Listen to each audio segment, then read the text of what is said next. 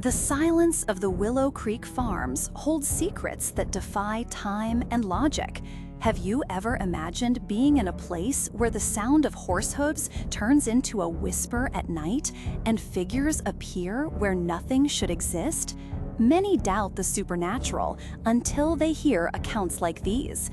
If you have ever witnessed something inexplicable in the countryside, share your experience. Stories like these connect us to an ancestral fear, reaffirming that not everything can be explained. Jane's family lived near two legendary properties. The first accounts came from her aunt's farm, which years later passed to Jane's parents. Her grandmother Eliza, always visiting, walked along the dirt road where, one day, she heard horse hooves approaching. She hastily pushed the children to the side of the road, but nothing passed. The sound simply stopped and the emptiness remained. It wasn't an isolated case. The so-called ghost horse had already frightened other residents who walked the same path. A stretch of the road, marked by a large stone and an old tree, was even more feared. Many said they saw a man in a hat resting in the shade, but as they approached, they watched the figure vanish before their eyes. Jane, as a teenager, remembers seeing the man once, cycling with friends. The image remained, but there was never an explanation. At 12, she and her friends, on a sunny afternoon, passed the fence and spotted white, veiled figures in the field, like people wandering in circles. Scared, they saw the apparitions change direction and come toward them. They ran away and never returned to the spot. The property's pond is also a point of mystery. Jane's sister claims to have seen, while swimming, a mermaid, or something similar, watching from the bottom of the water. Years later, a fisherman was terrified when he was choked upon waking from a nap in the old house. He said a veiled woman tried to forcibly wake him. He fled without looking back, certain that the farm's legends were real. On the neighboring farm, the stories are even more obscure. The colonial house that shelters the family has a past buried beneath its foundation, an old slave cemetery. According to the cook's accounts, in the dead of night, a ghost slave woman in old clothes, bearing the burden of servitude and silence, wanders through the kitchen as in days of old, repeating tasks long forgotten by time, never interacting, almost mechanical. Another feared local apparition was the goat, a creature that appeared out of nowhere, vanished without explanation, and at times attacked the unsuspecting. Jane's own cook was surprised by it when she crossed the fence at night. The goat charged and, upon hitting her, simply vanished. They say there are places where even animals seem like echoes of other times. The region is not limited to just these accounts. Tradition and a watchful folk fear have long narrated stories of werewolves and forest spirits. Local hunters had the custom of leaving tobacco near their camps to ward off the malevolent presences that attacked at night, people who ran invisibly around the flames, and dogs that howled desperately. This ancient belief endures as a somber reminder of what roams the edges of the natural world. Jane's school completed this scenario of strangeness. It shared a wall with the cemetery. Every time there was a burial, classes were suspended as the funeral procession passed literally through the school.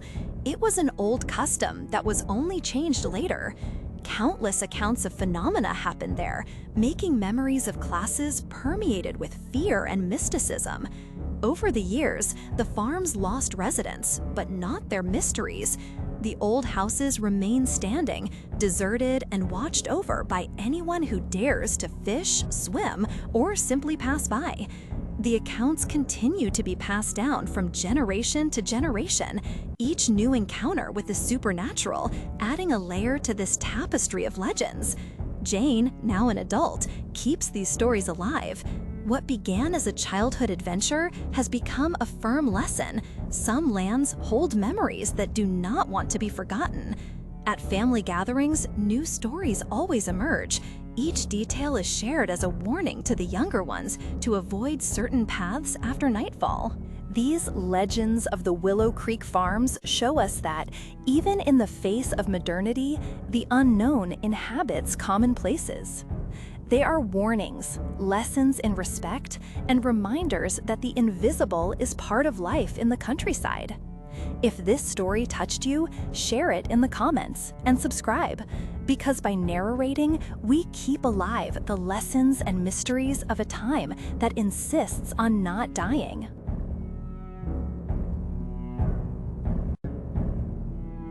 Some deliverances come in ways that defy any explanation.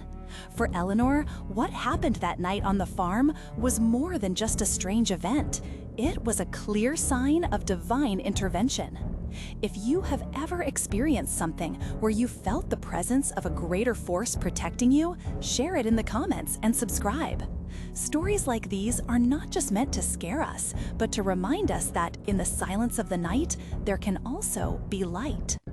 Eleanor's farm in rural Kansas was a place of hard but harmonious routine. Located just below a small cornfield, it was the peak of the harvest season. That day, Jack, her husband, and other family members had worked on neighboring properties and returned with the combine harvester, parking the equipment in the backyard to continue early the next morning.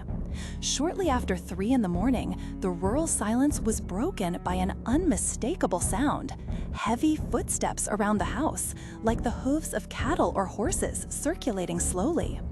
Jack, annoyed, could only think of the damage the neighbor's cattle could cause if they invaded the crop.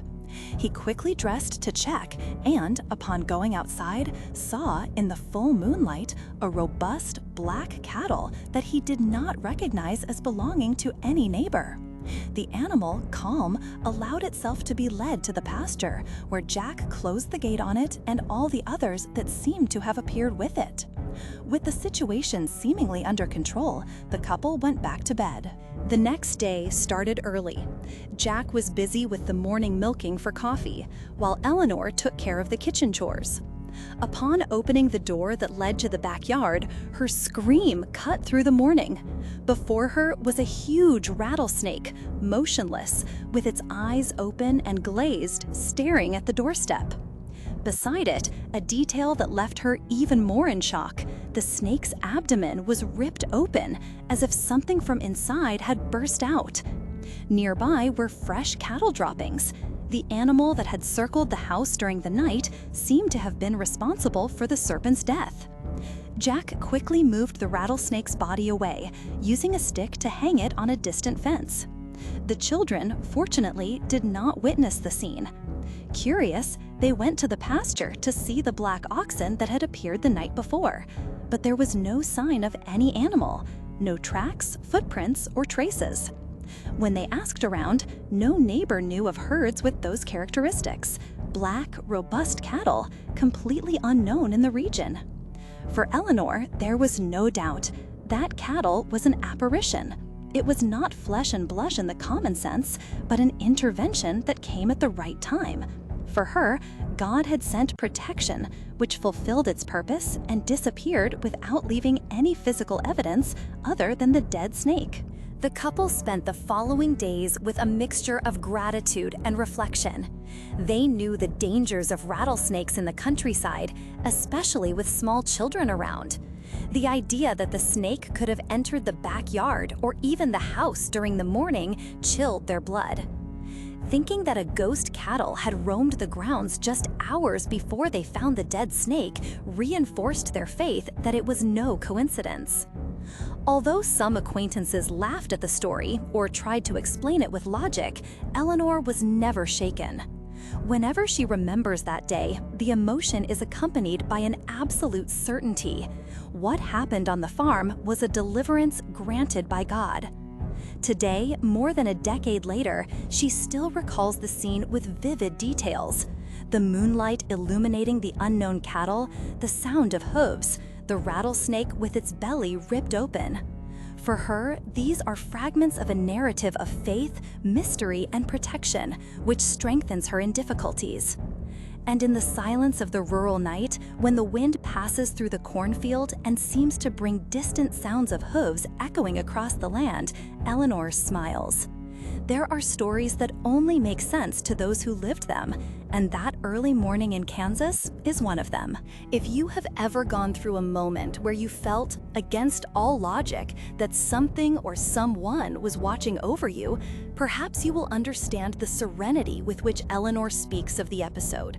For her, the cattle were never a threat, but a guardian, and the rattlesnake, a symbol of invisible danger, only reinforces her gratitude for the deliverance.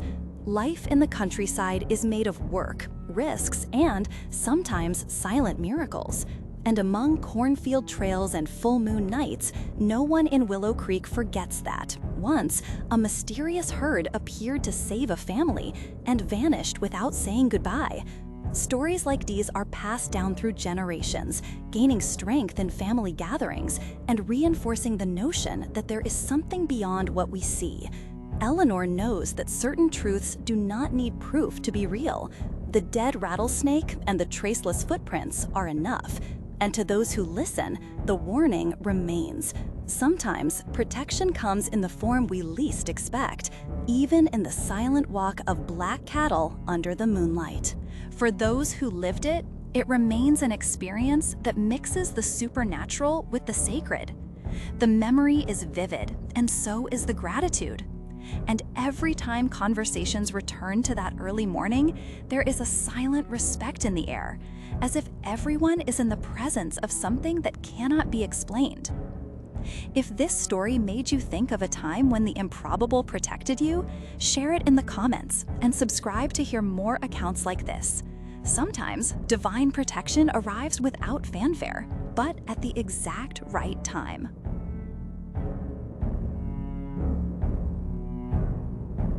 Do you believe in werewolves? Many think such stories are just legends made to scare children around bonfires. But for Lucas, who grew up on a farm in Georgia, this was not just a scary story, it was a terrifying reality. If you have seen something you couldn't explain or felt that danger was lurking in the shadows, leave your comment, share your experiences, and subscribe to the channel so you don't miss other accounts that defy logic. Sometimes evil walks in the red eyes of the night, and on a Lenten night, Lucas learned this the hard way. On Mr. Davies' farm, where the smell of the earth mixes with the sweetness of fruits and the breeze that rustles the leaves, Lucas lived a simple childhood surrounded by animals. The small family of Siamese kittens that his mother got at the beginning of Lent seemed like the portrait of innocence, until, on a silent night, terror came to tear that peace. Lucas's naive joke, suggesting that the werewolf could attack the kittens, became a somber echo, foreshadowing the horror that would soon reveal itself. When the dog started barking frantically in the backyard, something different was already announcing the storm. Lucas's father, worried, grabbed his shotgun, while the strong smell of rotten meat filled the air. The feeling that an invisible and monstrous enemy was lurking around the kitten's hiding place kept Lucas alert, motionless before the darkness. The silence of the moments that followed was more terrifying than the sound that preceded it. The presence of the beast, large, terrifying, and wild, prowled so close that a cold fear grabbed the boy's soul. The black dog, with tense muscles and flaming eyes, approached the area where the kittens were sleeping. When Lucas looked through the small hole in the laundry room door, he saw more than a mere animal. The creature that was resting next to the kittens was gigantic, perfectly human in form, but bestial in essence. A werewolf whose red eyes glowed with hunger and ferocity. The monster held a kitten, demonstrating at the same time strength and a strange zeal in its capture. His father, realizing the gravity of the situation, signaled for absolute silence and took Lucas to a locked room where they remained until dawn. At daybreak, the tragedy revealed itself in all its brutality. The kittens were scattered, partially devoured, with their faces arranged like a macabre work of art, separating them by the color of their fur. The dog's suffering, injured during the fight, reflected the violence of the night. The mother cat had disappeared, likely meeting the same fate.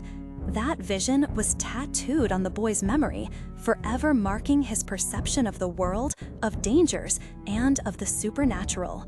The farm was never the same, and Lucas grew up with reverence for the old tales, especially those about the werewolf. Since then, Lucas has avoided Lenten nights, getting used to a silent fear that lodged itself in the heart of the farm. The family, although life went on, never forgot the beast that roamed under the cloak of darkness, claiming an ancient and forgotten thirst, protected by legend and dread. That werewolf of tales was real, and it returned whenever the shadow of old alchemy took over the earth. Years later, Lucas, now a man, still feels the invisible scars of the night when the unimaginable crossed the domestic fence of his home. He ponders that the world holds secrets that science cannot reach, and that in certain seasons, like Lent, the veil between realms hides creatures that drink from the shadow of fear. The memory of those red, implacable, and incandescent eyes still accompanies him, teaching him not to underestimate the power of legends and the importance of respecting the unknown. In the loneliness of certain nights, when the wind falls silent and the stars tremble, Lucas remembers the implicit promise he made to the boy who still inhabits the core of the farm, to be attentive, to avoid the deep dark, to watch over the kittens that may one day be reborn. This commitment is the joining of fear and hope, a silent pact with the night and with the powers that inhabit it. Lucas knows that although the werewolf is a myth to many, the truth he lived transcends the boundaries of imagination. Rural life hides many ghosts, but some, as he learned, are relentless sentinels of the night and of tradition. Thus, the farm remains not only a land for cultivation, but a stage for a story that the elders tell to remember. Werewolves walk alongside the shadow of the moon. That episode served as a warning for the family and for Lucas. Lent was never again a time for jokes or contempt for old stories. Survival, sometimes, is about believing that the beast might be closer than you think, quiet, waiting for the right moment. Lucas remains vigilant, carrying the legacy of his childhood among the silent fields. That night, when the unimaginable came to the farm's backyard, is an eternal memory.